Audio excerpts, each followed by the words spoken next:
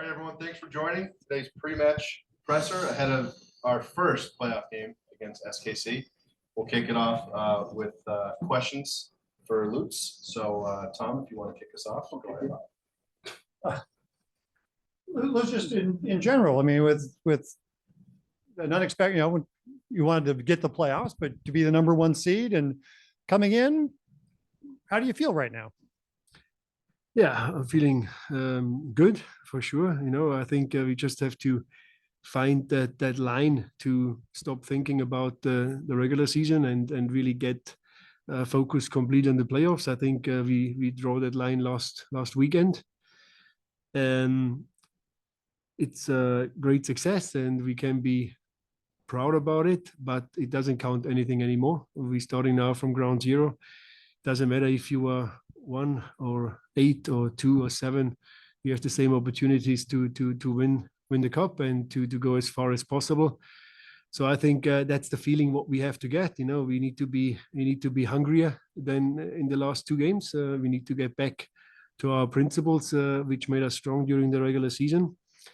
And I think then also the playoffs can be a very, very good experience for us. With the way MLS is set up with playoffs rather than the regular season exists, but the playoffs are the big thing. Is how you do in these playoffs affect how this team is looked at in its first season?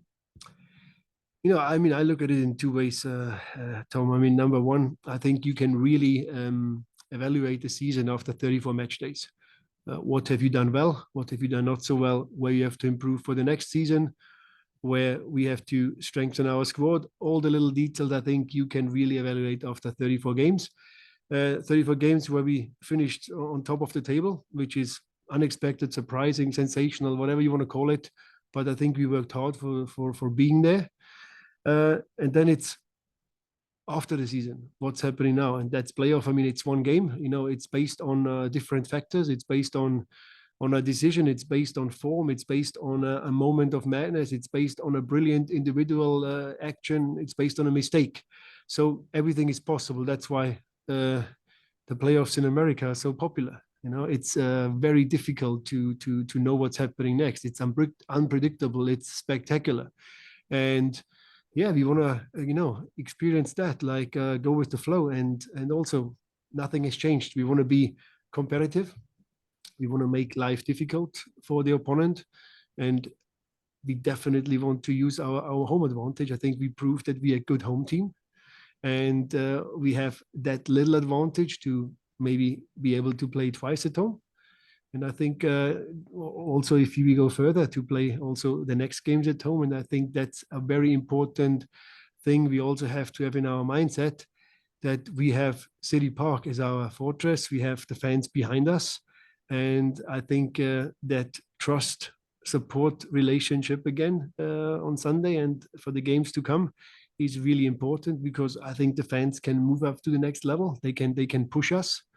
They can give us that extra edge, and that's, I think, what the players all about. Next, Ben Hockman. Hey, Lutz. Hope you're doing well. I'm writing a story about Carolyn Kindle, so I'd love to get your take on, can you describe some things she does to be such a great and effective leader for your whole club, your whole organization? Well, the connection was bad. Yes, about Carolyn. What she was. Oh yeah, she's fantastic. The way she, for me, the most important thing is, if you are coming from Europe, you have a certain imagination what an American ownership is like, like the big guys in Europe where you see them once a year and then they're not very happy and you're getting on a Zoom call for half an hour. And if you don't put all your points in that 30 minutes, you have to wait for another 6 months. That's the complete opposite here. It's a family club, really the focus on the word family club. We created a family atmosphere. She's here twice a week. She talks to the players. She talks to the coaching staff. She talks obviously with me a lot as well. So that is like not leading by being an owner. It's leading by doing. It's leading by being involved in everything. Also being involved a lot in a positive emotional base. And I think that's exactly what we need as the staff, what we need as the players. It's that kind of close feeling we have to the ownership, especially to Caroline. And yeah, so I mean that's how she came in and what she did, and the way she represents the club to the outside, but more important for us to the inside, is definitely absolutely brilliant. Next, we'll go to Charlie Bohm.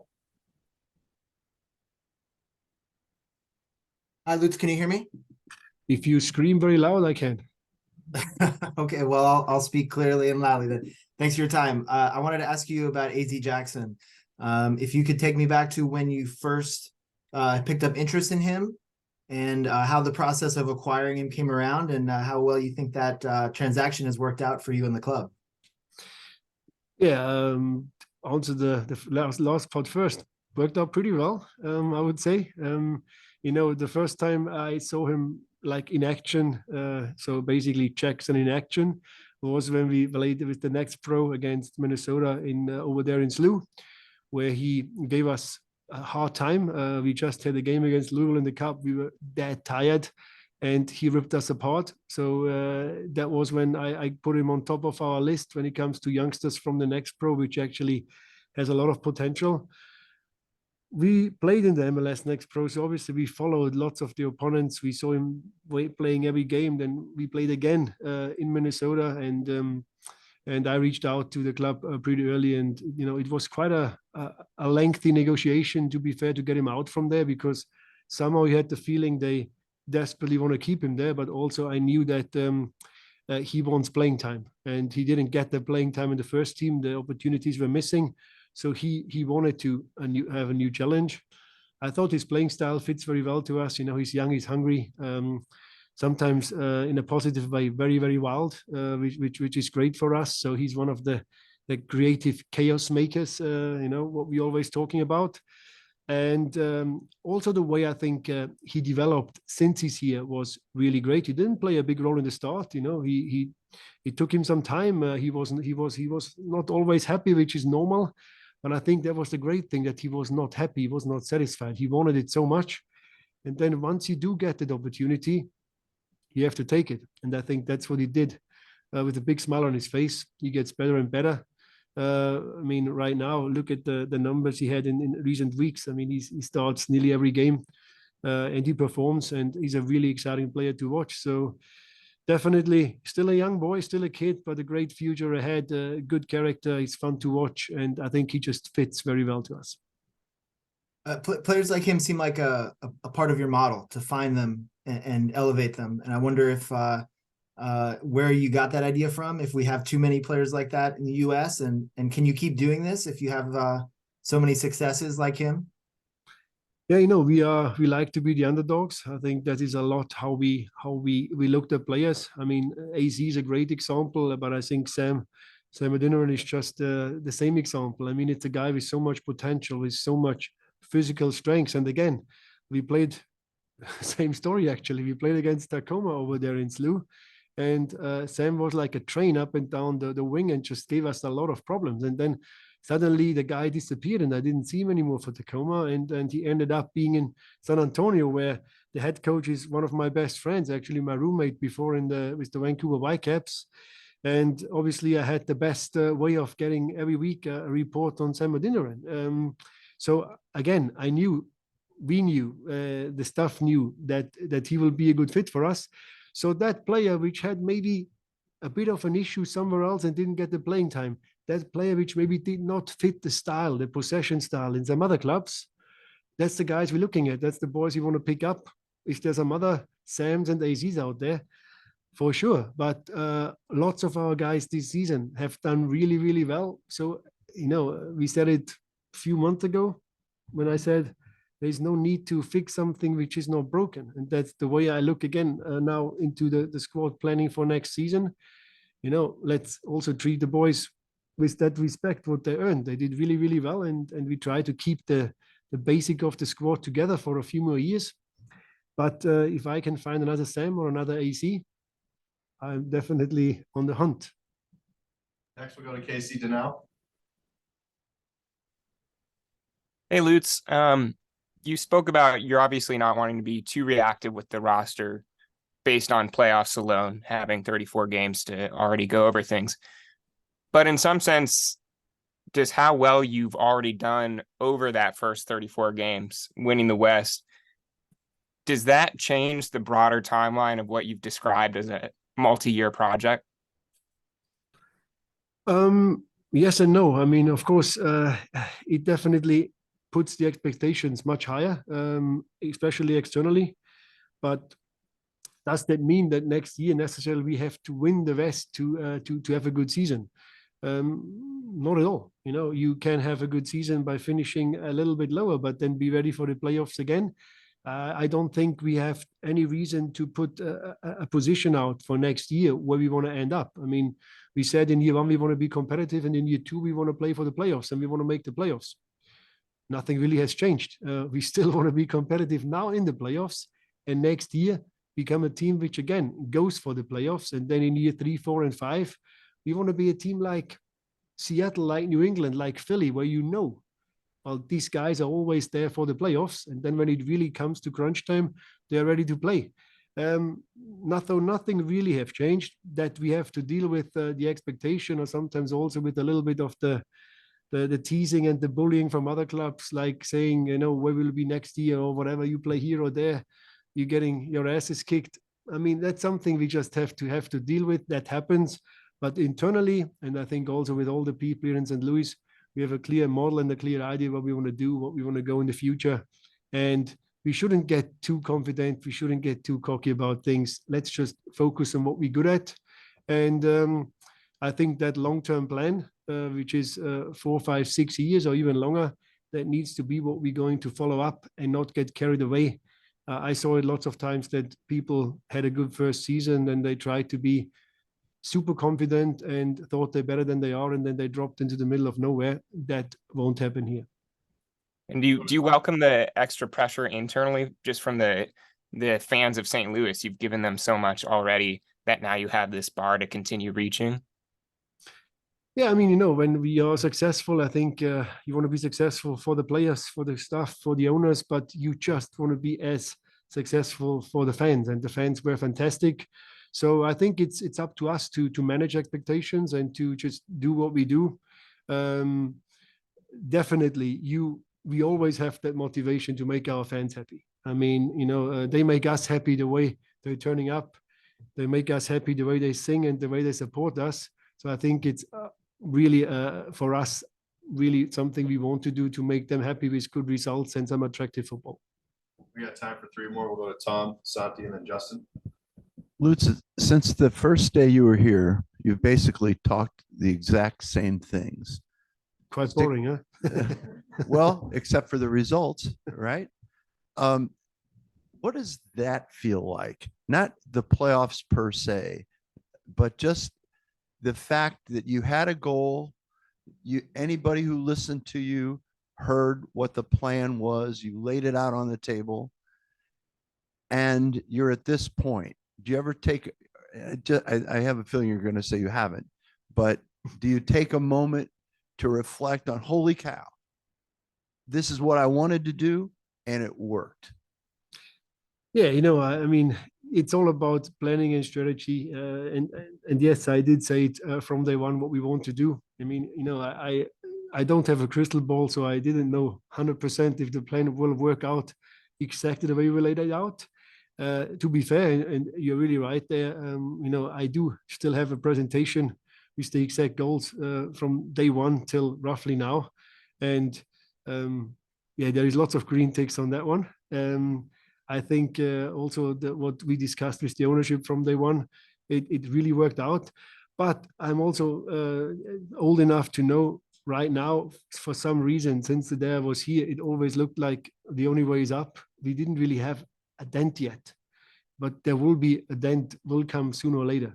And then it's important to keep the calm, to still follow the plan, to believe in what you do, to stick with the philosophy, and don't get nervous.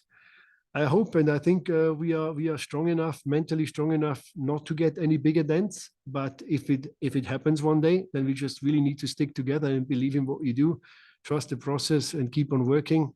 So I think that's exactly what you expected me to answer, right? Pretty much. Santi? Lutz, for a lot of guys, playing in the playoffs is a new experience. I was wondering, have you managed preparation when you have a young group and a lot of guys that haven't had that experience yet? Yeah, I thought back. I mean, I played playoffs when I was with the Whitecaps, and I played playoffs in New Zealand. And being a European, it was also the first time then. I think it's cool. I think it's something special. We have lots of guys here who took that American experience, the lifestyle, the league. They just love it. They love every moment of it. Looking at Roman as an example, like, I mean, he already walks around with a flag on his in his hand because he's so happy here, and he just enjoys American sport, American culture. So it's very cool. Now the next step is the playoffs. Yeah, it somehow I feel it belongs to sports in general in the US that you are part of that whole playoff hype. And I think the players are not nervous, or the players are worried about the unknown. I think they know exactly now it's crunch time. Now we have to deliver, and that's what we're working on. Look, we worked since January. We're working every day out there on this field really hard, and we had 34 games which we did reasonably well. So we don't want to throw it away in one or two bad performances in the playoffs. So we still will try and approach every single game as match day 35 and match day 36, and hopefully a few more match days to come. And that's how I think we're looking at it. We'll wrap up Lutz's portion with Justin. It's kind of along those same lines. There's been a lot made about the playoff format this week and with the best of 3 series. Does that kind of change the calculus a little bit when the playoff format is changing year over year? We take it the way it is. I mean, 8 and 9 qualifying is something new. We thought it's pretty good before the season, maybe just to slip in there. So that was great. I think now is the best of 3. Yeah, it's something new again, which I think again everybody likes to watch it in hockey and in the other sports, that there is a few more games to be played. Look at it in a positive way. I mean, we're playing against Kansas, which is our rival, and we played them already 3 times. Now we played them at least another 2 times. So somehow, lots of people hoped for something like that in the first year. Can't really, well, it's kind of like lots of actions, lots of excitement. I think I actually like it to have that best of 3 and then move on. But for us, it's not really important what the playoff looks like. We just want to win as many games as possible. Lutz, thank you for joining us. We appreciate your time. Thank you, John. We'll be back with Coach Carnell and Tim Parker. Please kick us off. Start the session. Bradley, how have you felt about how practice has gone and the coming off 2 outings you weren't thrilled about? How's it been? We've looked and reflected, but that hasn't stopped us. Hasn't stopped our thoughts and our process and continuing to look forward. So, we just have a look at bigger picture stuff. And we've broken down the bigger picture into many little micro pictures along the way. And it's still very positive outcomes. So, that is overwhelmingly the feel in the group. And interesting enough, we feel that we've accomplished a lot more, down this latter stretch, just from a whole structural point of view. We're pretty happy with where things stand right now. Do you feel still have kind of an underdog status coming in? Yeah, listen, I mean, we can spin it whichever way we like, but we feel a hunger and a desire and a confidence in the group, that's never bordered arrogance or anything like that. We've just been very disciplined and been very strongly opinionated about what we believe in.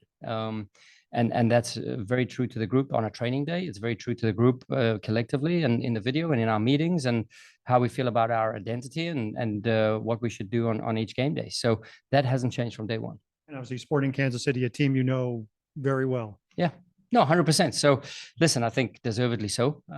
They got through, and we kind of knew it and expected it. So yeah, I think it's always, for us, it's less travel when we have to go to KC, and for them, similarly, we just get 2 home games against, a really good opponent. And I think, if we look at our home game format and the success that we've garnered, and when we score first here at CITYPARK, we know good things can happen. So we've earned that, right? And those are in the record books, or those are in, whatever database you want to have a look at. Those points are in the bank, right? So we've collected a bunch of points over the season, and that's how we have to sort of appear on the field. Next we go to Tom Schwartz. Brad, I don't have a question. I just got a comment. I was in London last week, went to a wedding. The bride was Swiss. There are a bunch of Swiss guests. So I started to brag to them about City, and you may have heard of our goalie. And the guy's response was, heard of him? He's a superhero. Sure. I just thought I'd leave that with you. Yeah, that's awesome. And I think we went to a Purina event just down the road, 6 minutes away, and there was the same feelings there. So They were yeah. proud of it, man. Yeah. They were proud of it. Yeah, 100%. I think every person in our roster has gone at some form or fashion of success, standards, evaluations, higher values, higher outperformance of previous seasons past. Tim Parker highest career goals 4 in the year. So I mean, we've done a lot of things as a group of collectively, and I think in every zip code we have a hero status amongst our friends and family. I think.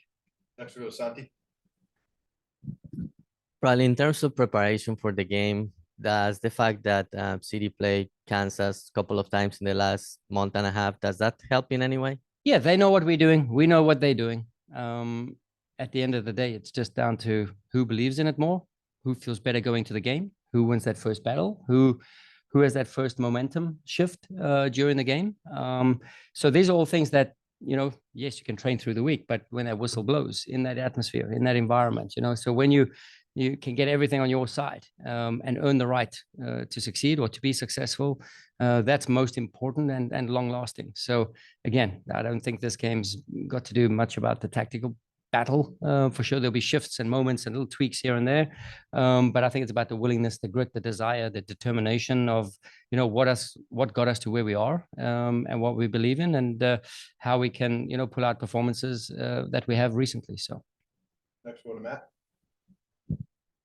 Coach, do you feel like there's been a level of consistency in your starting 11 in the last few games? And does that play into what you're trying to get the group ready to go into the playoffs as, knowing that any game could be your last?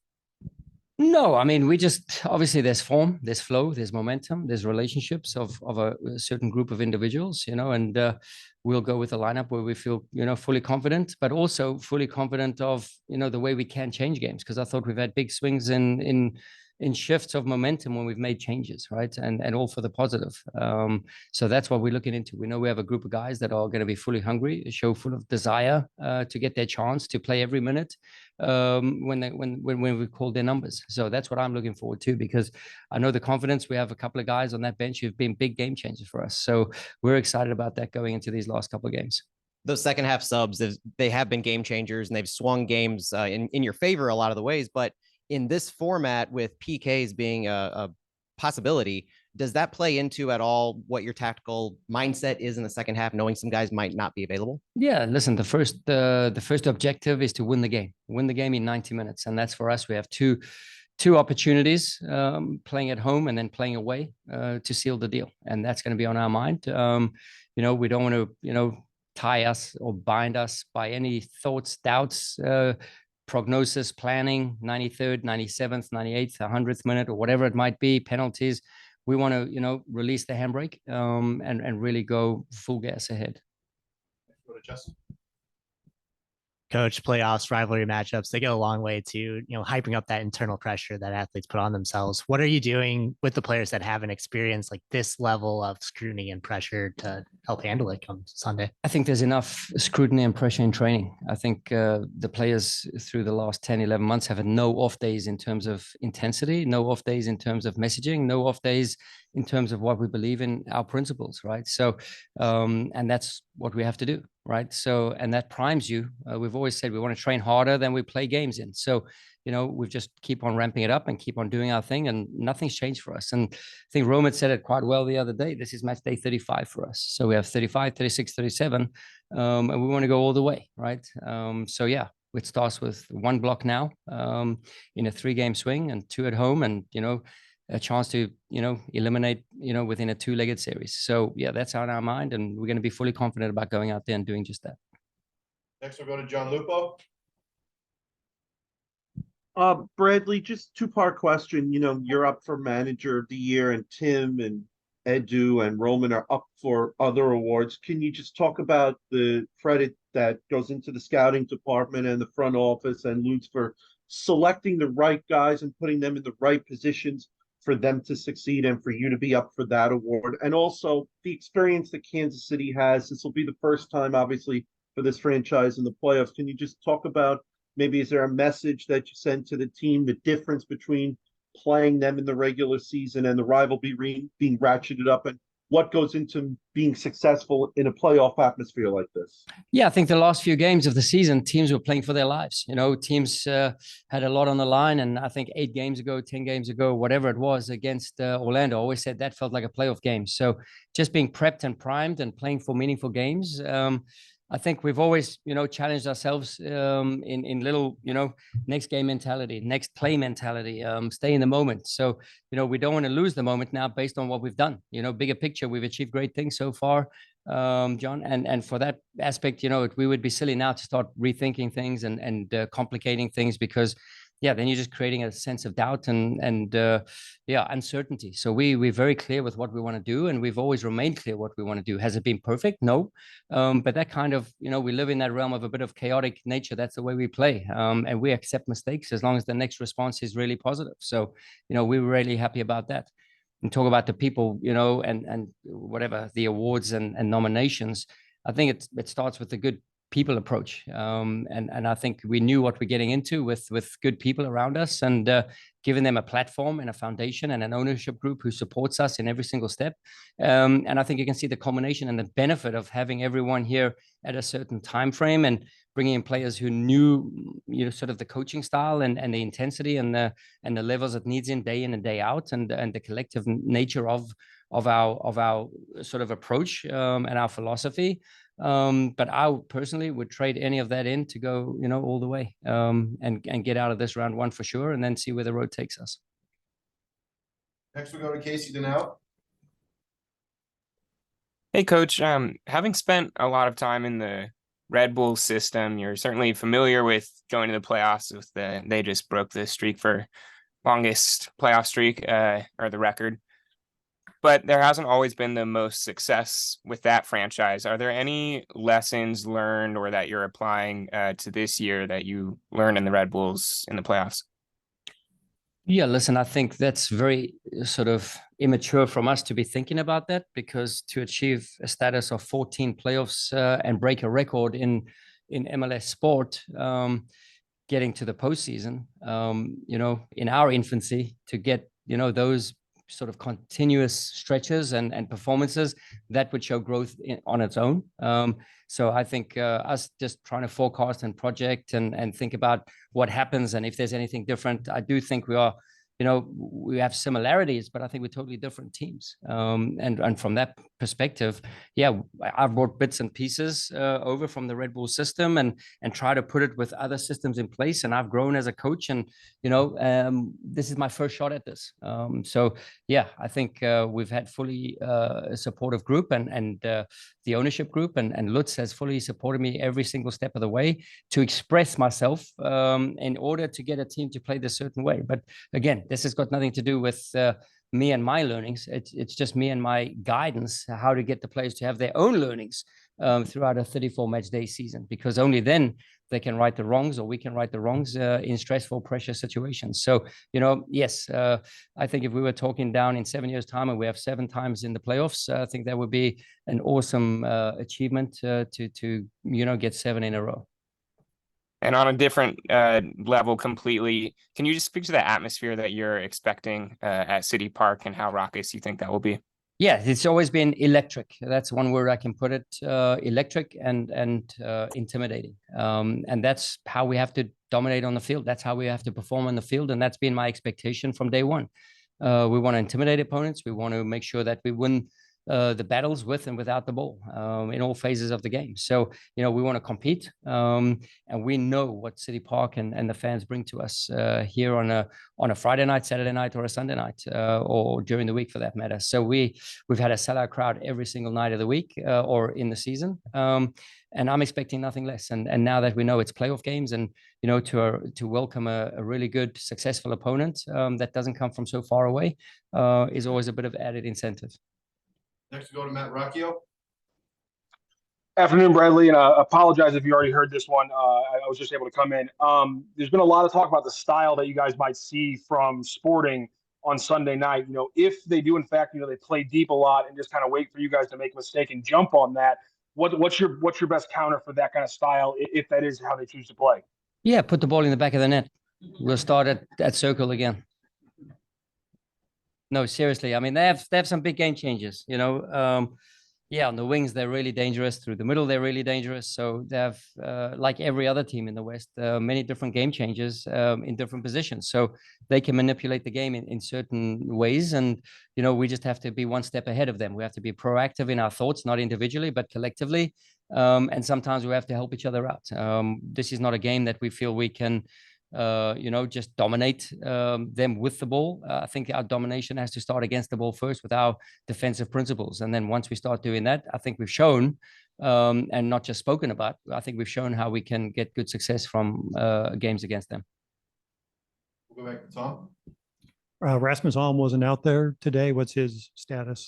Yeah, we've been trying to get Raz ramped up because we know we're better with Raz in our team for contention and in lineups and coming off the bench. So we've tried to get him up to a certain point, and it's just not responding the way that we would like. So again, it's almost like the one step backwards approach to come two forwards. How long that might be, not sure.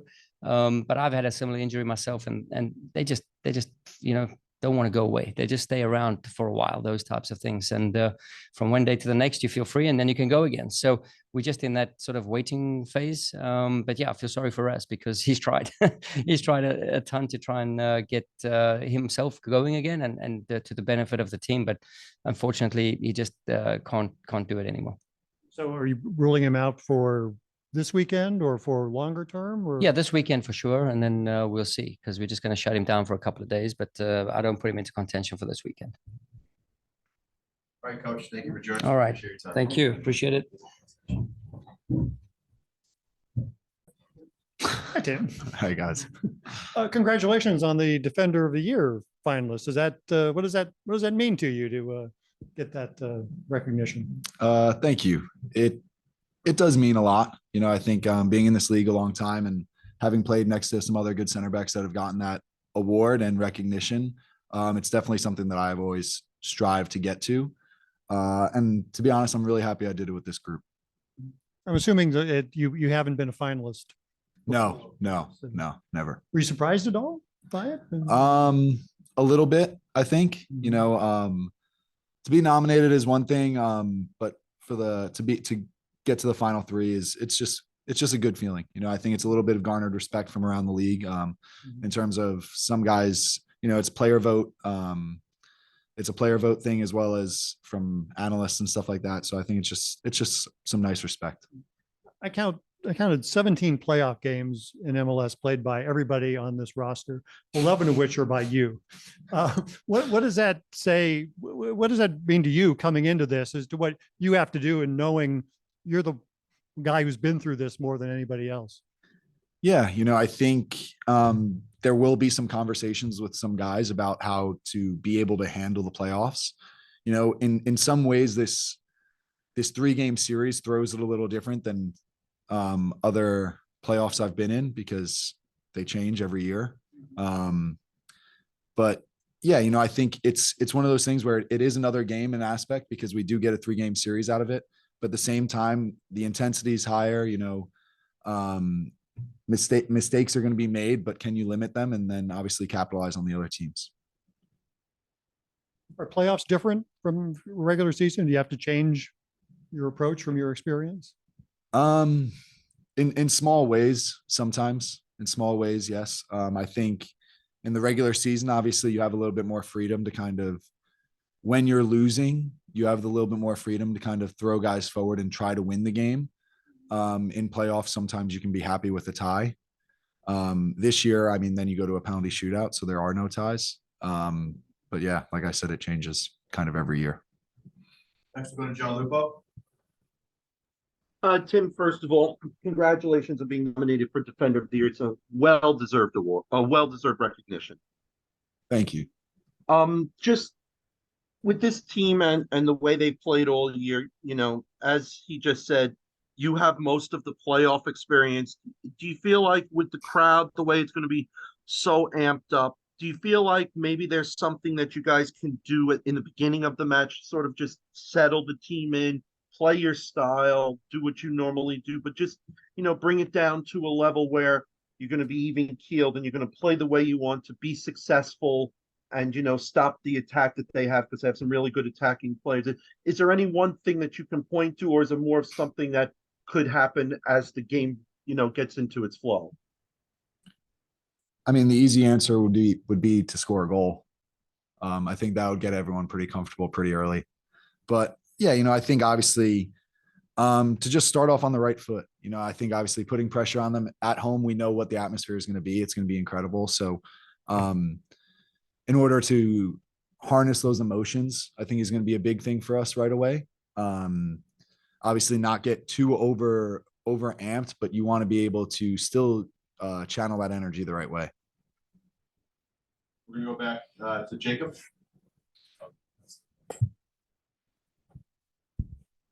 I'm talking about the playoffs and a lot of the guys getting their, first playoff experience this coming week. Is there a challenge that Sporting KC has already played a playoff game, so they might already, they already have that experience, and for you guys to go into Sunday and try to level the playing field there a little bit? I don't know if they have an advantage in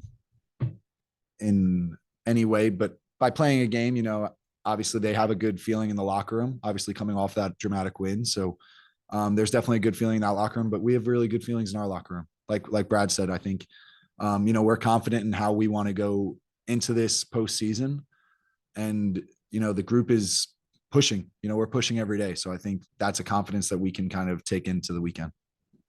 You've known about this playoff for a while. You guys clinched a while ago. How excited are you guys in the locker room to kind of get this playoff run started and going on Sunday, since, we have been talking about it for quite some time now? Yeah, it does feel like it's been kind of a long time coming now, since we kind of clinched almost 3-4 weeks ago now, maybe. So it does feel like it's kind of been a long time coming. And I think it's, I think the guys are ready to go. It's something that the city's been really excited for, the club's been really excited for, and so are we as players. So it's going to be an exciting time. We're going to Matt. Tim, playoffs aside, the fact that you're playing Sporting Kansas City for now the 4th time, how does it feel playing a team that you've become so familiar with, yourself having started all 3 of the previous games? Yeah, I mean, in a way, it's a really good feeling, but at the same time, I feel like in the Western Conference in general, you play every team twice. Sporting, we have that extra game against them just because they're so close and it's that rivalry game. But, I think we know each other's tendencies. They know how we want to play them. We know how they want to play us. So it's going to be a little bit of a back and forth match, but I think, it's just going to create a little bit extra drama on the day. The fact that you've played them 3 times, a little bit different in the sense that it's not just a back and forth. 2 wins at CITYPARK. Do you feel like it's just the home atmosphere, or is there any other, reasons behind 2 wins at home, 1 loss on the road? No, I wouldn't say so. I think on the road there, I thought, apart from that first half, I thought we put together a really good second half when we were on the road there. I mean, we had a goal called back that probably could have tied us the game. And here, yeah, we've put together good performances here, but that doesn't just guarantee us a good performance on Sunday. So it's something that we have to thrive for. Go to Tom. Tim, what have you learned this year from this particular group of guys that you maybe had a hint about life? Was there anything about this group of guys, this coaching staff, that made something clear to you that wasn't clear before? That's deep. I don't know. I think, the way the locker room is and the way the coaching staff is, there's a real belief in the group, and not everywhere you play or everywhere you go has that. And I think that everyone kind of leans on one another for support on the field and off the field. And I think that that's something that really makes this group special, and it's not found everywhere. And I remember after the first game, this is my memory of you saying that, hey guys, come on, we're down 1-0 on the road. We're going to do this. I don't know if you remember saying that, but I remember you saying that in one of these press conferences. how will that change if you're down one goal? Like, again, speaks to this group. Is it just the group itself that brings all this stuff out? Yeah, I mean, if you're down one goal, you kind of, there's a belief that you want to be able to stay in the game, and then there's the belief that you're going to get that equalizing goal. And then from that equalizing goal, can you find the next one? So I think for us, it's just, continuing to fight for all 90 plus minutes, whether that, what that takes us to. Is it penalties, or do we find a goal before the end of regulation? I think it's just the willingness to work hard enough for one another so that we're able to kind of get to that end result. We'll go with Santi and wrap up with Tom. Tim, back to the nomination for Defender of the Year and what you have done, also scoring goals, doubling what you have done in your career. Do you feel like this has been the best year in your career? Yeah, I mean, I think it's definitely been one of them. I think it's definitely been a really good year. I can't lie about that in terms of coming first in the West, and then personally scoring some goals, getting involved in that as well. But yeah, I mean, it's great. And, I've had a lot of fun throughout the entire year. But yeah, it's now time to focus in on the postseason too. I mean, expansion teams in the past 25 years have reached the conference semifinals once. Nashville did it. Do you feel like you're underdogs again coming in at this time of year? I don't know. I haven't read anything that anyone said. I haven't looked at anything just because it's not something I've really cared about. Once we've kind of found out that we're playing Sporting, that's kind of all I've looked at. I don't need to look at what the analysts are saying or what anyone's saying right now, just because we have to focus on what we have in-house. You think the team, after coming off those last two games, which weren't your best, how do you feel about this team just coming into this game?